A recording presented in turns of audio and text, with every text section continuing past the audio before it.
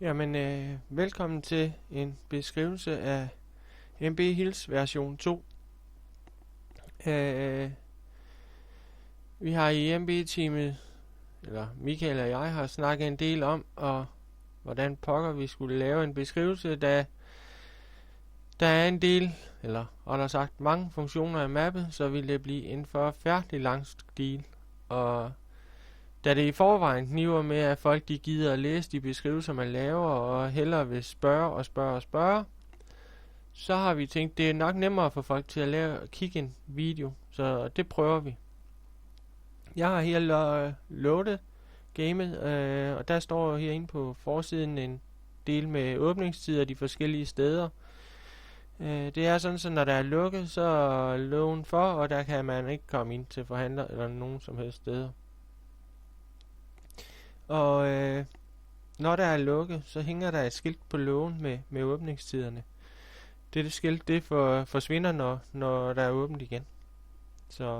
Men vi prøver at hoppe ind i spillet. Jamen, så kommer vi jo ind, og som I kan sige, så løber der en tekst op i toppen, og det er simpelthen de forskellige steder, hvor der er tomt med de forskellige siloer i funktionerne, eller produktionerne. Men kommer ind her på hovedgården, som vi kalder det, der er lidt stuehuset, og så har vi, når vi går ud her, der har vi Michael placeret en del spørgsmålstegn, som i alle andre maps, hvor du får nogle informationer om, hvad der er af forskellige ting. Vi har høns herovre til højre, og går vi lidt videre hen til venstre her, eller løber, eller hvad vi nu finder på, så har vi her beholdere til at fylde sprøjten med pesticider, eller herbicider er det jo. Og da vi kører med soilmod, der er det jo, eller soil management, så er det jo vigtigt at kunne fylde sprøjten. Da man i hvert fald i den svære udgave, altså hvis man kører hard, så skal man kunne fylde sprøjten rimelig godt. Og så har vi et halmsal her lige ved siden af, og stadigvæk på hovedgården. Jeg kommer nærmere ind på soil management, når vi lige har været hovedgården herovre, da der er en del funktioner i det. Kommer vi over, at vi har et kornlager her, med klare og tydelige skilte, med hvad der er ved de forskellige snegle. Der er en infopanel op over, hvor der står, hvor meget der er i, hvor meget der kan være i, også ved hver enkelt. Vi har dieselstander, og der står også, det var ikke så heldigt, den har jeg ikke fået, der er ikke mere tilbage i den. Jo, pjat, det er mig, der kigger forkert. Der er jo 6.557 liter tilbage. De løber tom på et tidspunkt. Og der er det jo så, at man ved hjælp af sin raps og halm kan få lavet biodiesel over på raffineriet, som man så kan køre hjem og fylde tankstanderne med rundt omkring. Herinde på lageret har vi kalk, vi har gødning, altså lager, og såsæd. Alle tre dele kan købes på DLG. Når man får høstet lidt forskellige afgrøder, tritikale, ru, havre, og frøgræs og ærter, så kan man få såsædsproduktionen i gang op på såsædsfabrikken, eller Danish Agro. Det kan også læses af her, det såsæd. Og laver man mere op på produktionen, end man kan bruge selv, jamen så kan det sælges på DLG. Så der bliver ikke lavet noget overflødigt. Og på den her side her, der er jo så også snegle til de sidste afgrøder. Så de er kommet ud. Vi går op her. Der har vi en maskinhal. Og alle haller er med eller med porte. Ikke automatisk, for de skal åbnes og lukkes. Og det gør man på O.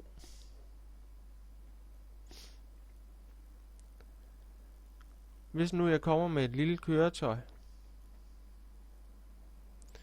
og kun går hen til den ene, så er det kun den halvdel, der åbner.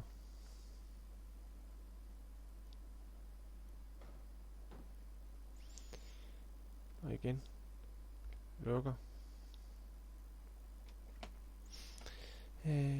Ligesådan, så kan jeg gå hen og åbne døren kun. Hvis man bare lige skal ind i maskinhallen, så kan man nøjes med at åbne den. Herovre ved siden af, der har vi en kombineret maskinhal og frøgræslager. Og det er kun til frøgræs. Og en lille info, lad være med at stille maskiner inde på de lagersiloer der. For de flytter sig rundt, så er det bare sagt. Jamen, det var sådan lidt om hovedgården. Sådan set nedefra. Vi kan lige tage et view oppefra. Med at vi har lageret over ved flagstangen bagved har vi stuehuset, hvor vi kom ind. Hønsene ned til venstre. Og så har vi så maskinhallerne. Maskinhal og frølager. Nu har jeg så gjort sådan, så jeg har lagt fast switcher ind, så jeg kan hurtigt skifte over. Så kravler vi ud og ser ud på søjlemanagement. Det er sådan, så søjlemanagement, det gør jo, at kalk lige pludselig har en funktion i jorden. Og man kalker efter pH-værdi. Jamen, hvordan pokker ser vi det? Jamen, det gør vi ved at trykke i.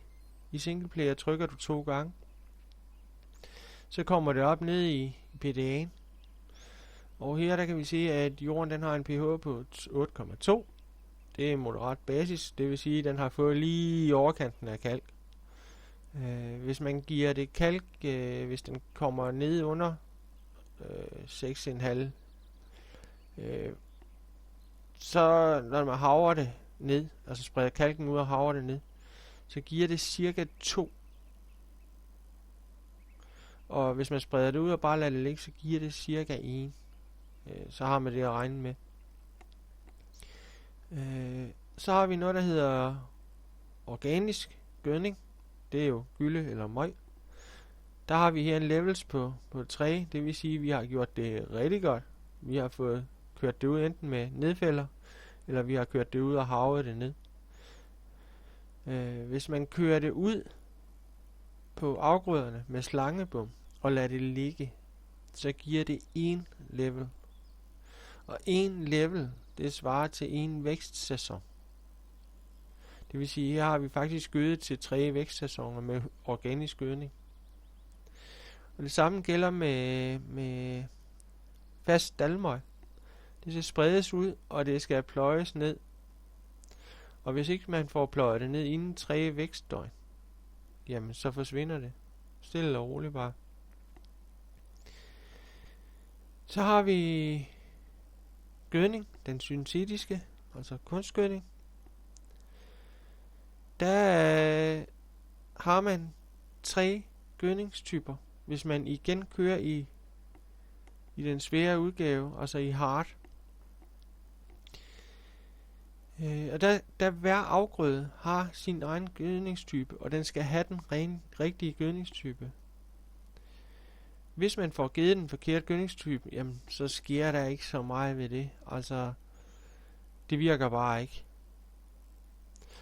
Det samme gælder faktisk for ukrudtsmidler. Der er også 3 typer, når man kører i hard. Hvis man kører i den nemme spilversion, så har man kun 1 af hver, så er det ikke så slemt. Men her har vi jo 3, men hvordan pokker ser vi, hvad der skal have det rigtige og så videre. Fordi får vi sprøjtet med det forkert, jamen så går afgrøderne simpelthen ud. Så trykker vi lige 9 en gang, så kommer vi ind, så kan vi se, hvad de forskellige skal have af gødning, og hvad ukrudtsmiddel der skal bruges. Så nu går min TV fjols. Og ja, så er det jo køre efter det.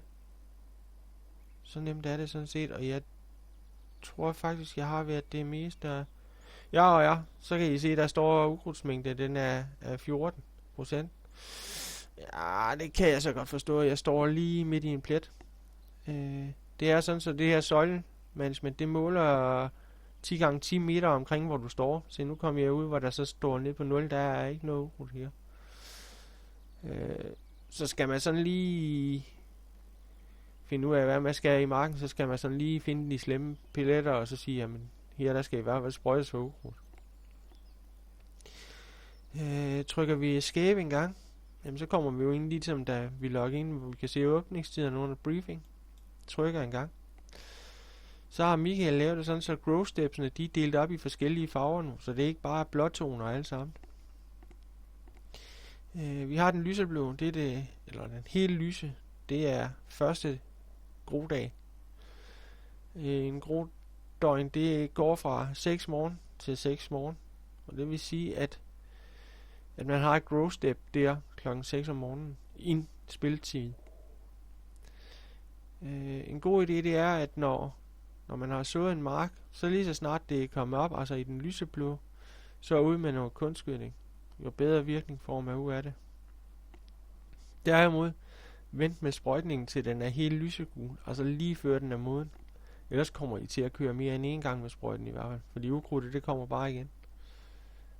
Så tror jeg faktisk, at jeg har været det hele igennem her med det søjlemanagement. Så håber det var nok. Sådan der. Så nu tror jeg bare, at vi vil springe videre over til kogården.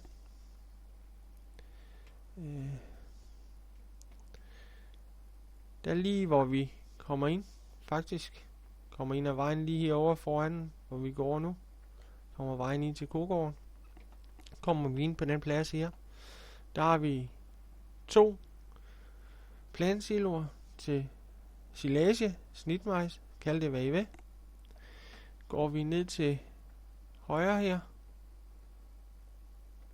så har vi en fedkvægestald,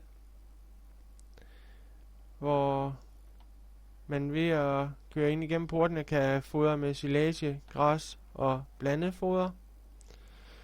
Og om på ved her på siden, der har vi aflæsning af rodfrugter, kartofler og roer, korn.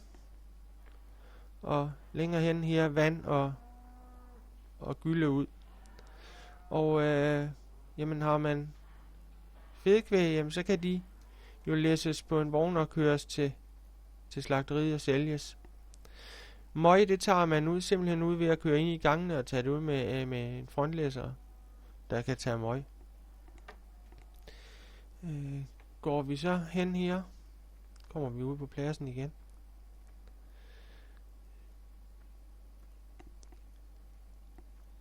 Det går lidt langsomt, men sådan er det.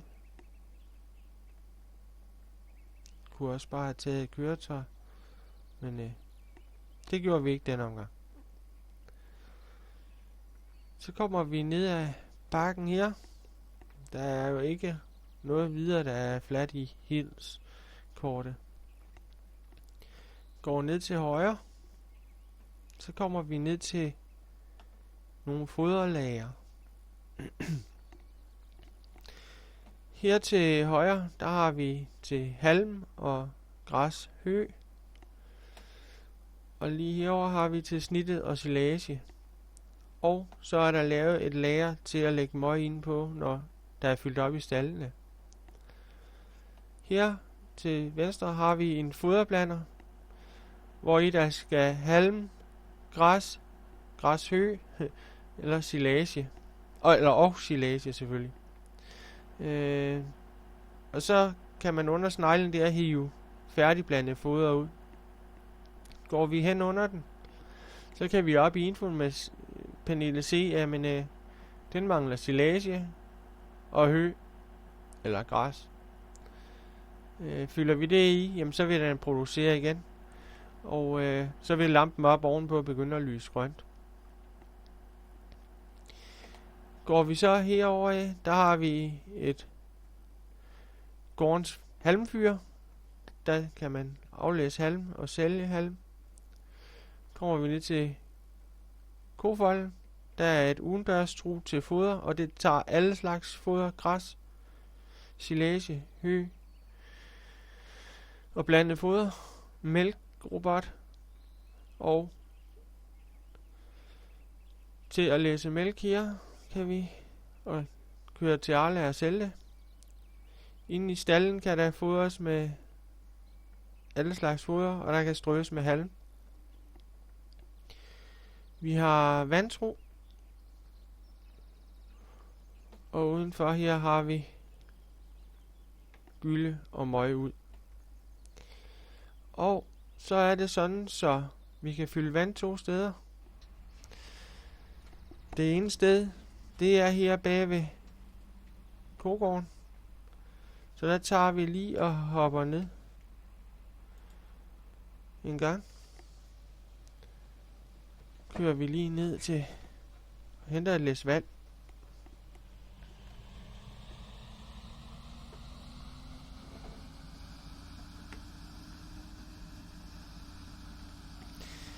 Og som jeg har bemærket, så er der en del mange infoskærme nede i bunden. Det er sådan, så der er lagt et globalmåt ind, der gør, at de har vist dieselforbrug, øjeblikkelig dieselforbrug og dieselforbrug gennemsnit. Der er timetæller. Der er, hvor langt du har kørt. Og så er der fuelstræk. Og der er olieskift. Det olieskift, det gør, at når du har kørt et vist antal timer med de forskellige maskiner, kommer der en gul olielampe kan op og blinker. Det viser jeg senere, for jeg har nemlig lavet en maskine, der skal skifte olie. Den gule oliekande, det er bare en advarsel på, at nu er det altså lige ved at være. Når først den bliver rød, jamen så er det altså nu. Så bare kan vi bakke ned her og fylde vand til kørende.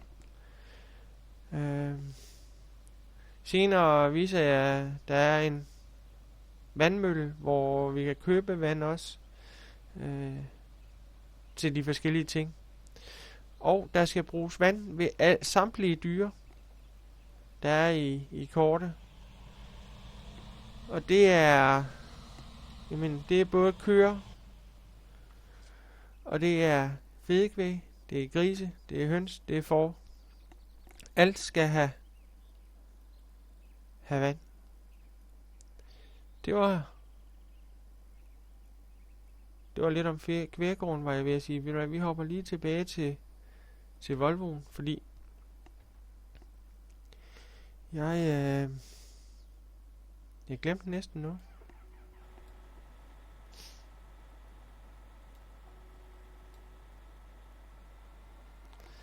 Det gjorde jeg, fordi heroppe bagved,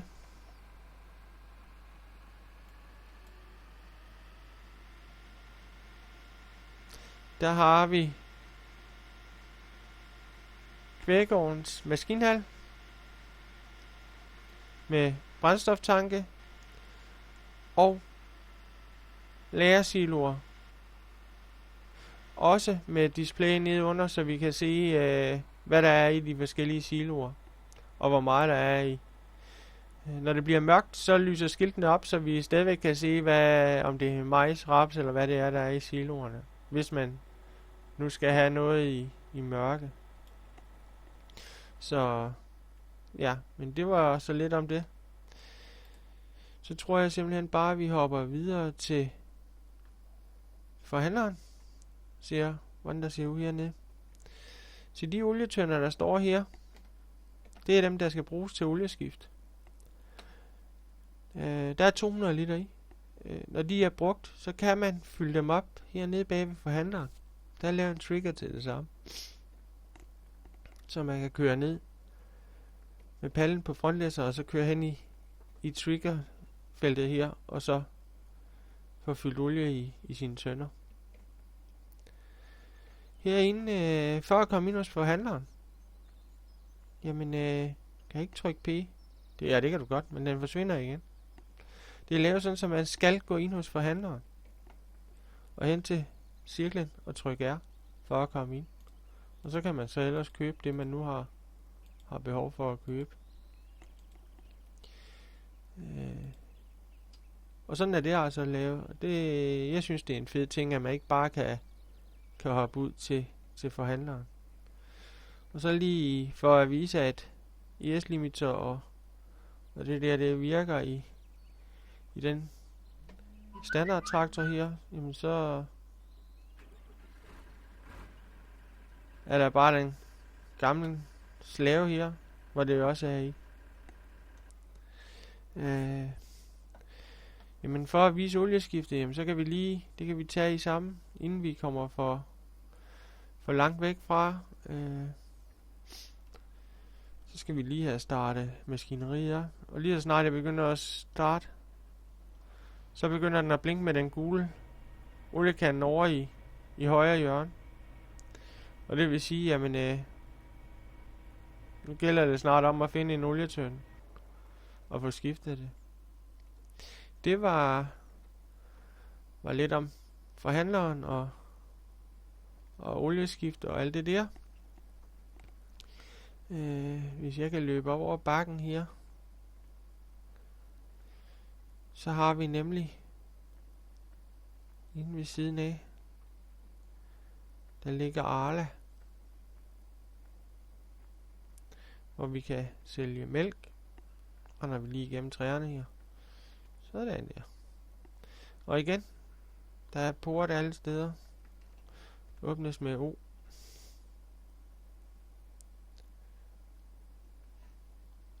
Og man kan selvfølgelig ikke gå igennem den. Sådan er det jo. Sådan. Og herinde på Arla, der kan man jo så selvfølgelig sælge sin mælk her i triggeren. Som nabo til Arla, der har vi Netto.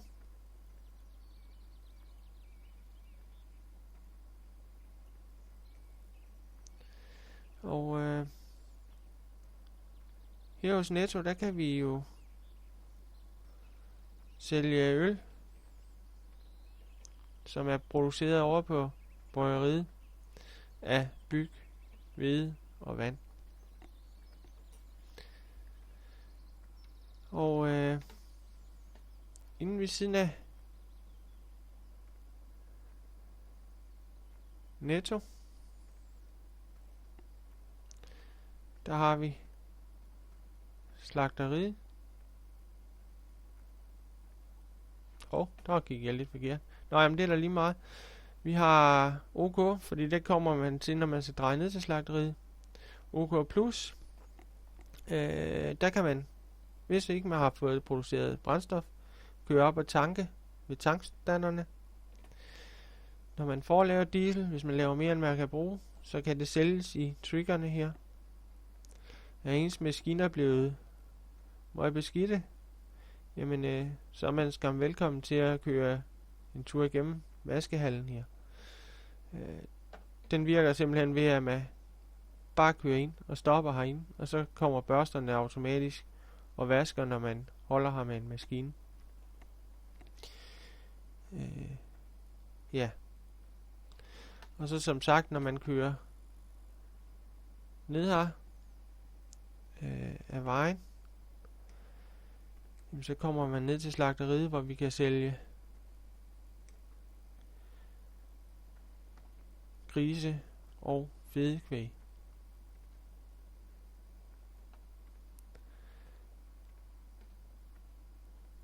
Det kan her. Også med åbningstider og med aflæsningstrigger. Når nu vi er lidt op, jamen så kan vi jo skimte over til øen, hvor vores bryggeri og det ligger. Så må ikke vi skulle bare til at hoppe det over. Nu håber jeg, det er den rigtige, jeg tager. Det var det. Jeg har med vilje lige sat en lastbil her på broen, så I kan se naturen. Lige herovre, der har vi vandmøllen, der holder en tankvogn klar til at tanke. Og der kan man købe vand til alt, hvad der bruger vand. Men vi prøver at køre ned her til øen. Inden til højre kan I se, det er Ceres Bryggeri. Og lige fremme har vi så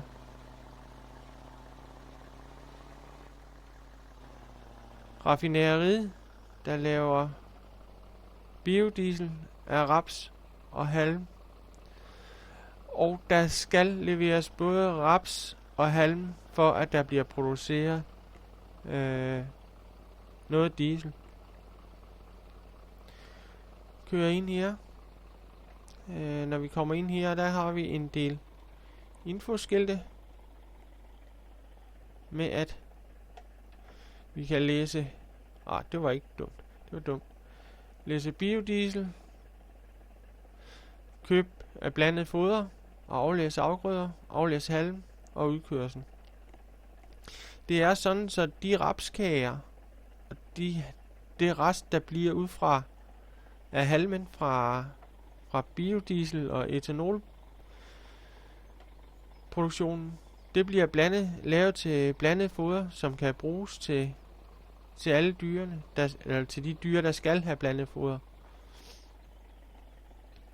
Og her der har vi aflæsningsrest til raps, og som I kan se, der er stort rundt 0. Det vil sige, der er intet raps på raffineriet.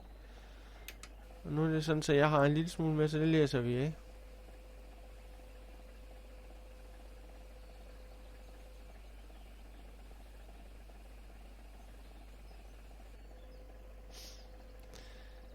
Vi fortsætter rundt.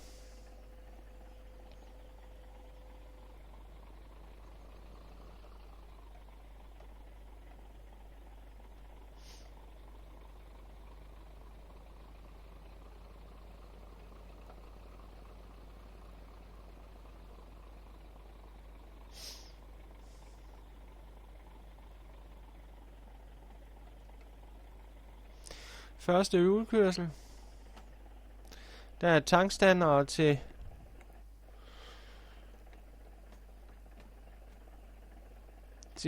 at læse diesel i tanktrailer. Og der står på, hvor meget der er på lager her. Og hvor meget man har tanket, når man tanker.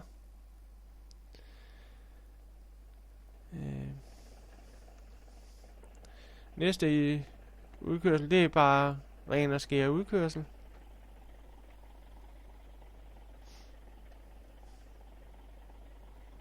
Og den sidste her, jamen der kan vi læse blandet foder under røre herhen. Halmaflæsning, det sker lige til venstre her. Her der kan man jo så også på displayet se, hvad der er tilgængeligt af det forskellige, og hvad der er indhold af det forskellige på. Og som man kan sige, jamen, så kører tallene hele tiden, fordi der bliver produceret i øjeblikket. Så vi kører ind under.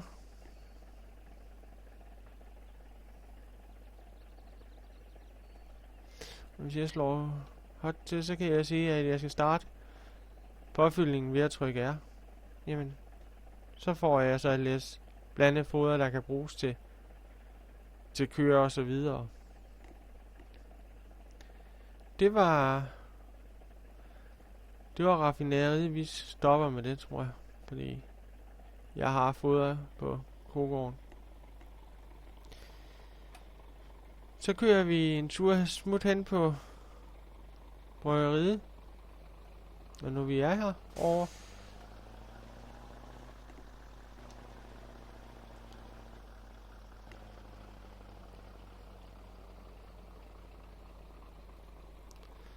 Der er det færdige øl.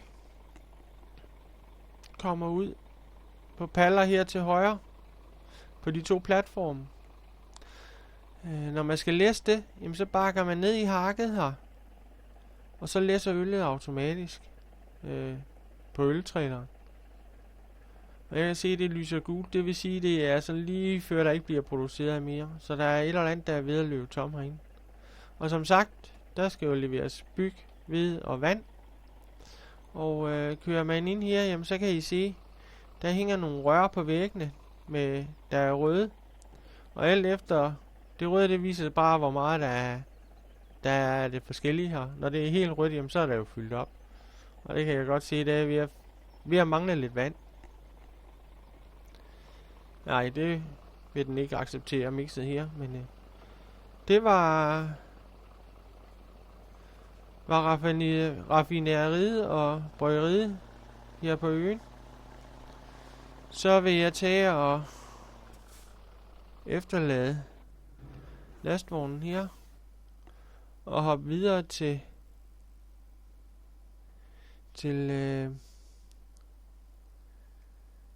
Grisegården. Hvis jeg kan huske, hvad for en jeg stillede der, det var den der. Det var lige nok. Når man kommer ned til Grisegården, kommer man ned af bakken her og fra vejen.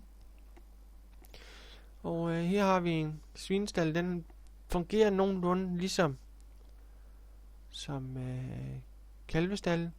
Vi har til rodfrugtaflæsning hernede og korn. Skal man læse grise til slagtning, jamen så bakker man ind af den port her, og så bliver grisene læsset på gristransporteren. Fodring og strø med halm kører man igennem køregangen og kan køre lige igennem.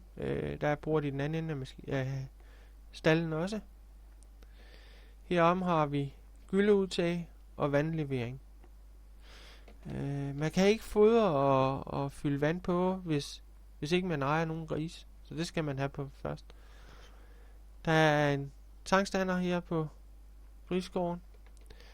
Grisegården har sin egen kornsilo også. Og der er kartoffel- og roelager med læssebånd bagved. Og en maskinhal. Det var lidt om Grisegården. Så nu tror jeg simpelthen, vi vil tage den møgbeskidte case her. Og så vil jeg vise, hvordan den der... Nej, vi gør sådan her.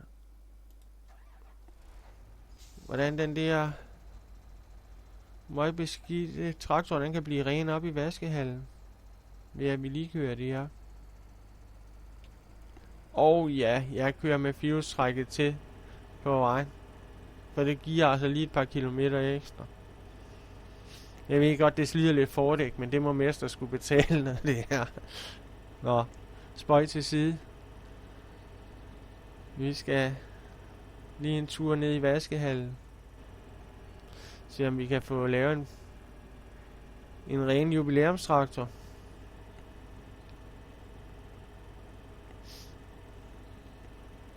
Og vaskehallen rengør jo ikke kun traktor, det gælder jo også maskiner. Altså så har man en møgbelortet gyldevogn eller andet, så tager man bare den med op og kører den i vaskehallen også. Nu vil jeg til at hoppe ind, så vi kan se, hvordan det fungerer indenfra. Så kører vi ind i vaskehallen her. Og straks så begynder børsterne at køre. Og sæbeskum og det hele. Og jamen stille og roligt, så er traktoren ren. Og det er simpelthen dødskinnet, der bestemmer. Alt efter hvor lang tid maskinen er lavet til, at der skal vaskes på den, for at den bliver ren. Men jo længere tid kommer du til at holde ind i vaskehallen. Vi stopper der.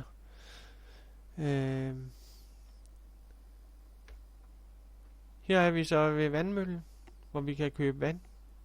Og det er bare bakke hen til spørgsmålstegnet og trykke R. Altså, der er ikke så meget andet i det.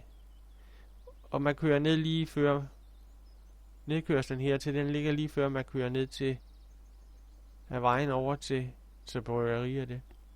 Det var bare lige for at vise det. Så hopper vi videre. Så har vi BGA'en her med maskinhal og tankstation. Eller tankstander selvfølgelig. Der er 4 plansiloer.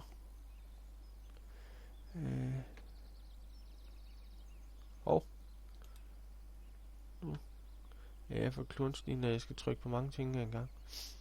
Og selvfølgelig står der op i, hvor meget der er i de forskellige. Der er fyldbøtten, som jeg kalder den, til at aflæse silagen i. Og jamen, alle andre afgrøder ryger også, kan ryge direkte i, undtagen snittet majs. Det skal installeres først. Og jamen, så selvfølgelig gyldelæret. Det er stort set som alle andre BGA, at man kan gå hen og kigge. Der er jo ikke så meget andet at sige, end at det virker jo som i alle andre maps med BGA. Så tror jeg simpelthen bare, at jeg vil se, om jeg kan finde ud af, hvor pokker det var, jeg lavede. Den ligger heromme, hvis jeg husker rigtigt. Der. Sådan der. Simpelthen hoppet videre til Danish Agro. Står der så med. Det er vores Mappes Sources produktion.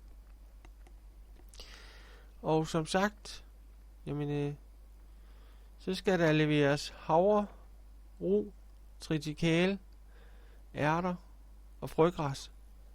Og der skal vi have leveret noget af det hele, før at produktionen går i gang. Og ligesom på bryggeriet, så kommer sukkerkornet ud på paller, op på rapporterne heroppe. Og går vi hen til lampen her, jamen, så er det ligesom på foderblanderen, jamen, så kan vi se, hvad der er lidt forskellige, og hvad der står på 0. Hvad der mangler. Og ja, også ligesom som på foderblander, og det, så lyser den altså, ja, bryggeri, så lyser den rødt, og det vil sige, at den laver ikke noget, når den lyser rødt. Vi prøver at se, om vi kan få smidt noget sukkerkorn på en vogn en gang.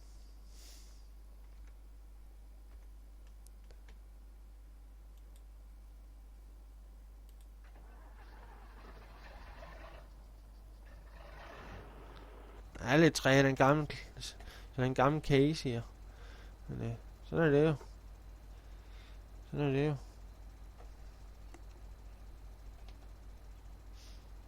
Skal lige have rettet vognen ordentligt op. Se om jeg kan ramme rigtigt første gang.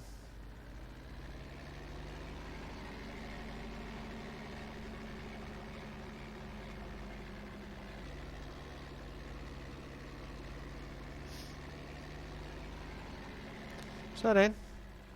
Så begynder den simpelthen at stakke sukkerkorn på vognen. Kan også hentes med hvilken som helst anden vogn, der kan køre sukkerkorn. Skal det siges. Og læses i den.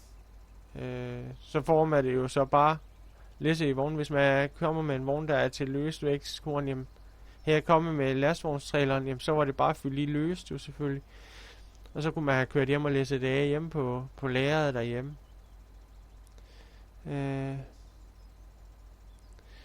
Det var så lidt om Sources-fabrikken. Kører vi ud af Services-fabrikken, eller Danish Agro, og kører lidt til højre her. Så kommer vi ned til DLG.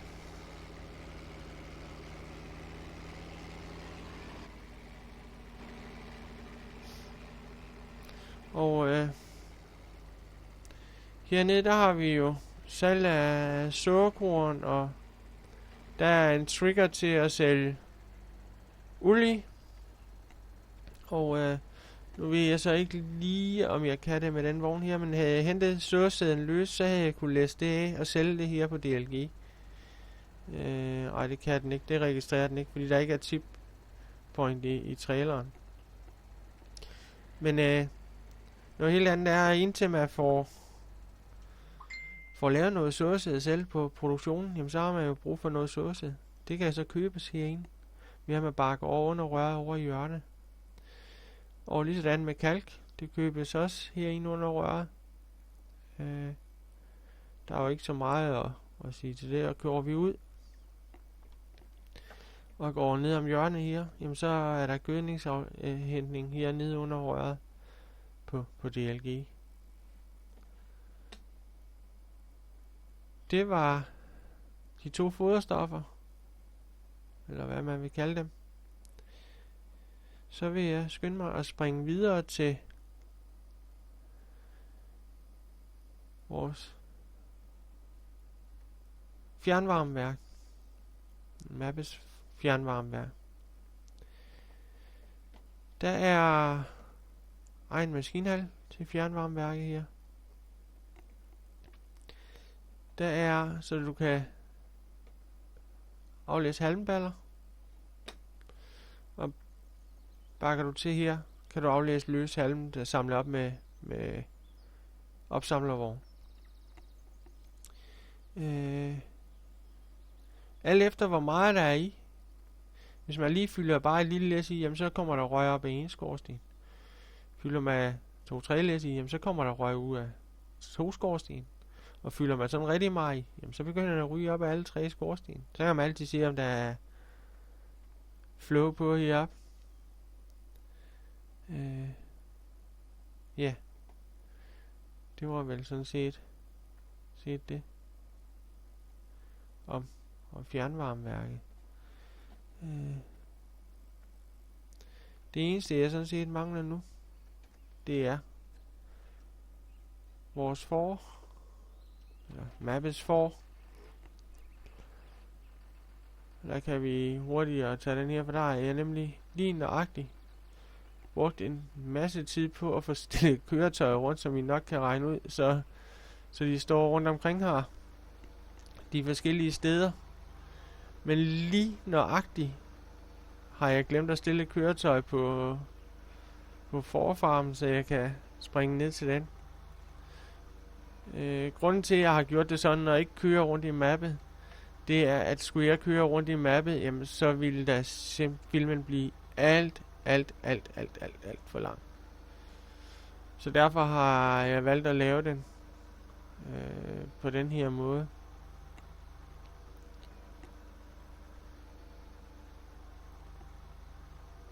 For at spare lidt tid.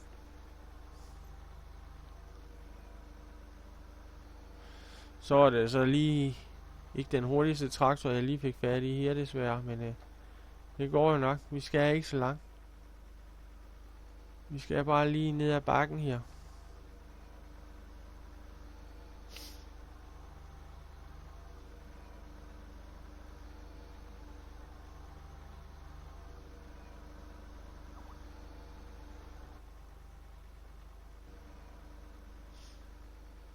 Og jamen, der er jo ikke så meget at sige om forfarmen her. Andet end at der er et fodertru til at fodre dem i. Der er uldtrigger, hvor det kommer ud ulden. Og et vandtru. Og en lille maskinlagerhal. Hvad man vil kalde det. Bruge det til. Det bestemmer man jo fuldkommen selv. Og jamen, der bliver produceret på fuld drøn, kan jeg se her i forfolden.